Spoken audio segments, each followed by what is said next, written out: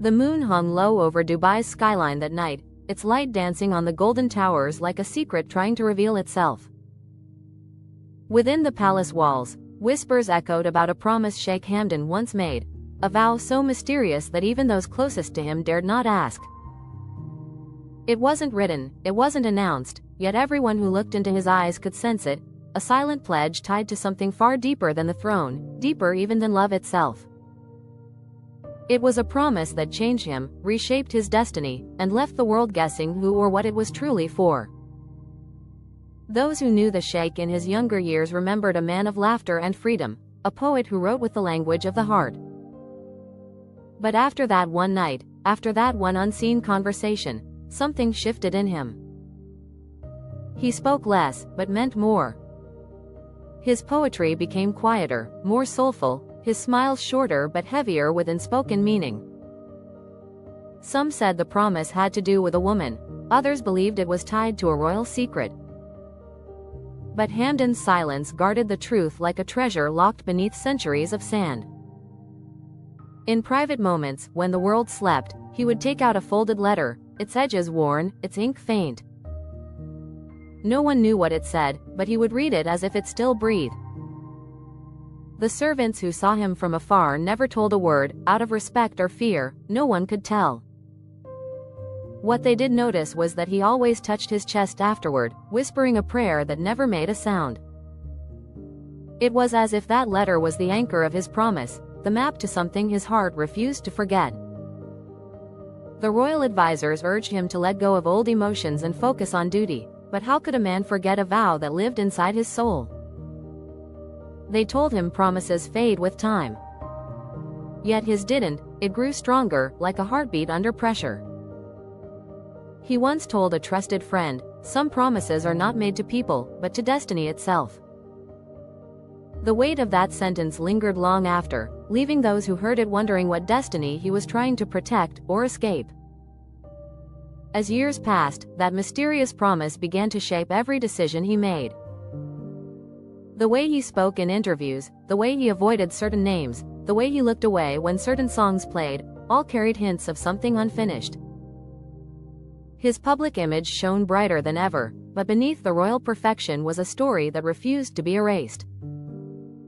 That promise became his secret compass, guiding him through storms no one else could see. Rumors spread that he had sworn to protect someone the world would never know. Others believed he had promised to reveal something when the time was right, perhaps a truth that could shake even royal walls. Whatever it was, it haunted him like a shadow that never slept. The poets of Dubai began to call him the Prince of Silent Oaths, for his heart spoke a language no one could translate. One night, during a private poetry reading, he recited a piece that left the audience breathless. The lines went, "I made a promise to the wind, not to the world. She knows what it carries, and I know what it costs." It was the closest he had ever come to revealing the truth, yet it only deepened the mystery. Who was she? And what was the cost? The crowd applauded his art, but those who truly knew him saw the pain behind his words, a pain that came from loving something he could not name aloud. Behind closed doors, he often visited a secret garden within the palace grounds, a place untouched by cameras or protocol. It was said he planted something there himself, years ago, under a full moon. Some called it the Garden of Promise, where time seemed to stop. He would sit there for hours, writing, praying, or simply staring into the horizon. The guards said he sometimes left a single white rose on the marble bench, as if leaving an offering to a memory that never left. His family worried about the burden he carried, yet he remained calm, almost sacred in his silence. "Some things," he once said, "are meant to remain unspoken until the soul is ready." Those words became almost prophetic, repeated across royal circles and whispered in Dubai's poetry gatherings. Everyone admired his discipline, but few understood the loneliness behind it. To keep a promise, he believed that when love is pure, it does not seek to change, it seeks to understand. His devotion was not about control, but about admiration, not about demanding, but about cherishing. Even in longing, there was gratitude. Even in distance, there was peace. He knew that true love survives not because it is easy, but because it is patient, compassionate, and unwavering. His unspoken affection was a form of art, crafted not with ink, but with intention. Every gesture he made, every moment he gave, carried the signature of a man who loved without needing to be seen. It was the kind of love that lingers in silence and blooms in memories. It was timeless, like an echo that returns again and again, even after the voice has gone. Perhaps that is why his name still resonates with emotion, not because of fame, but because of feeling.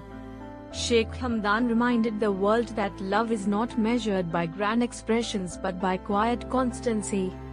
His timeless devotion was a mirror to the soul of every person who has ever loved without being able to say it aloud. In him, silence was not emptiness, it was truth. And so, his legacy is not merely one of leadership or poetry, it is one of pure, wordless love. A devotion that spoke through actions, endured through trials, and lived beyond time itself. In every grain of sand that glitters beneath the Dubai sun, in every verse that carries his gentle heart, there lies the echo of a man who proved that love, at its highest form, does not need to speak, it only needs to be felt. Then came the turning point, an event so small that few noticed it. During a royal speech, he paused longer than usual, looked at the audience, and smiled faintly before saying, "To the one who waited, your patience has written history." The room fell silent. Cameras captured the moment, and the world erupted with curiosity. Who was he speaking to? Was it a nation, a lover, or perhaps a memory that had survived the years?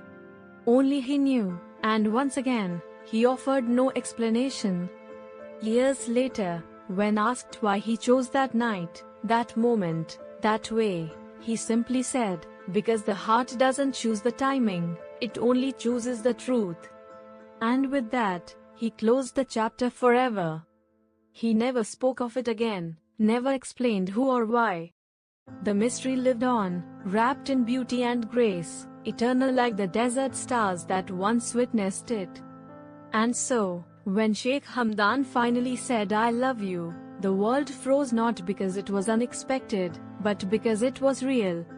It was the kind of moment humanity rarely sees, when a prince speaks not as royalty, but as a man stripped down to his heart. The silence that followed wasn't confusion, it was reverence. For in those 3 words, spoken with centuries of feeling behind them,